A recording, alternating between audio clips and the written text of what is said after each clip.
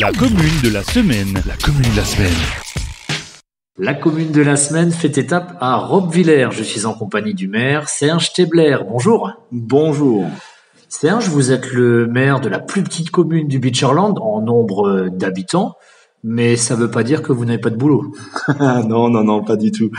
Disons effectivement que dans les petites communes, on sait qu'on n'a pas les structures comme dans les grandes communes, mais et c'est souvent l'équipe municipale avec le maire en tête qui répond aux besoins quotidiens de la commune. Et puis la commune a aussi tous ces équipements comme dans les grandes communes, mais à taille réduite, mais dont il faut aussi s'occuper au quotidien.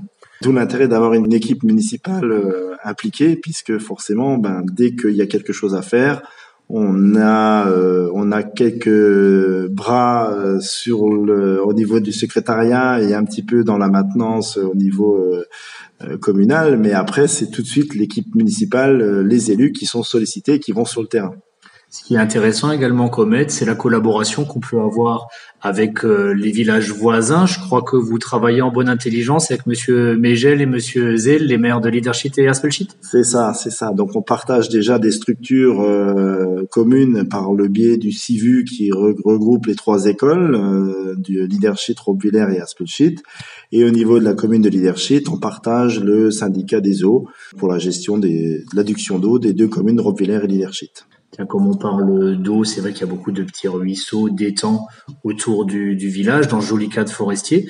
Il y a notamment un grand chantier qui avait lieu il y a quelques mois sur le pont du Grunelbach, à quelques encablures de l'entrée de ville. Ça a été un dossier assez lourd, quasiment 400 000 € de budget avec le département en tête de pont. Oui, tout à fait. Alors c'était surtout pour permettre effectivement de remettre un cours d'eau qui permette la remontée des poissons jusque quasiment dans le premier étang du village, et leur permettre une circulation pratiquement jusqu'à la frontière allemande en passant par la vallée Valtus-Waldbronn.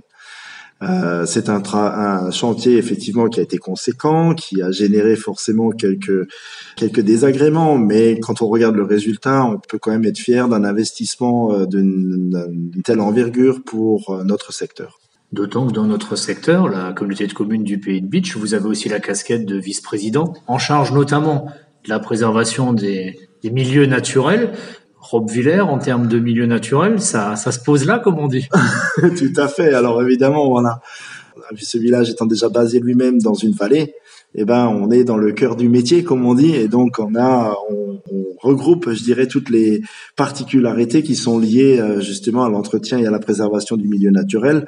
Et donc effectivement le sujet est un des sujets qui nous occupe aussi régulièrement en termes de maintenance de nos cours d'eau. Et il y a un site exceptionnel qui est juste collé à votre village sur le banc communal d'Eppenbrunn, donc côté Palatina, l'Altschlossfelsen. Ça ramène beaucoup de monde. C'est à la fois bien pour l'attractivité, mais ça engendre quelques soucis quand même. Oui, alors, comme dit, c'est un site qui, depuis maintenant presque 2 ans, attire de plus en plus de monde. Dès que les beaux jours sont là, on a une attractivité assez importante et du coup, une influence de touristes divers et variés qui viennent découvrir le site et effectivement génère de temps en temps quelques désagréments, puisque une commune comme la nôtre, une centaine d'habitants, comme vous le disiez en début de cette interview, on n'a pas forcément l'habitude de voir une telle affluence, surtout sur un axe principal qui compose quasiment le village et qui est fréquenté pour les allées et les retours, puisque nous n'avons qu'un seul accès sur la commune. Mais néanmoins, globalement, l'accueil se passe plutôt bien, et surtout, aujourd'hui, on peut être fier de la notoriété de notre commune, puisque aujourd'hui, la référence du Altschlossfelsen est de fait accrochée à celle de Roppwiller, et il n'est pas rare qu'on parle de nous jusqu'à Strasbourg et au-delà. Et sans faire de promesses, est-ce qu'il y a des axes de travail pour peut-être trouver des solutions, peut-être un emplacement pour que les gens puissent se garer tranquillement, je ne sais pas, qu'est-ce qui est envisagé au niveau du conseil municipal? Alors, différents travaux sont à l'étude. Aujourd'hui, essentiellement, les travaux les plus avancés se trouvent au niveau, je dirais, de l'aménagement autour de la mairie, puisque des parkings vont être aménagés, en tout cas terminés, puisque les travaux avaient déjà été commencés par mes prédécesseurs. Mais également, un grand travail est prévu et en cours avec les propriétaires du terrain qui se trouve à la sortie du village, afin de pouvoir accueillir les touristes dans les meilleures conditions et surtout faire en sorte que la fluidité de la circulation à la fois des piétons et des voitures se fasse dans de bonnes conditions et permettre, le cas échéant, parce que ça peut arriver, une circulation des secours dans de bonnes conditions. Et votre objectif, ça reste de préserver à la fois le cadre, mais aussi le calme, le bien vivre à Robbwiller? Mais tout à fait. Alors, c'est bien notre objectif principal, c'est à la fois de ne pas détériorer l'âme du village, qui est un petit village qui est réputé pour son calme et sa quiétude, et en même temps pouvoir accueillir effectivement les touristes, leur faire découvrir notre belle région, sans ne rien enlever au cachet de notre village. Quels sont les projets en cours pour l'année à venir, ou pourquoi pas jusqu'à l'horizon de la fin de la mandature, peut-être? Alors aujourd'hui, comme je le disais tout à l'heure, essentiellement c'est les travaux d'aménagement des parkings autour de la mairie, mais également la réfection et la sécurisation de l'accessibilité à l'église. Donc ce sont des travaux qui sont maintenant programmés, qui vont démarrer dès cette année, qui vont effectivement déjà représenter un budget assez conséquent pour une petite commune comme la nôtre. Les financements sont quasiment trouvés. Les travaux de l'église vont commencer fin mars. Ensuite, en termes de perspective, oui, des projets, on en a toujours. On travaillera effectivement en fonction des possibilités budgétaires et financières, mais dans la suite, je dirais, des travaux qui sont lancés maintenant, c'est de réfléchir au réaménagement et à la réhabilitation du monument aux morts, aujourd'hui qui est bien abîmé par les intempéries et puis le poids des années, et de réfléchir du coup chaque fois dans les différents aménagements à intégrer dans le paysage des espaces, soit pour mieux accueillir les touristes, soit pour créer des emplacements de parking.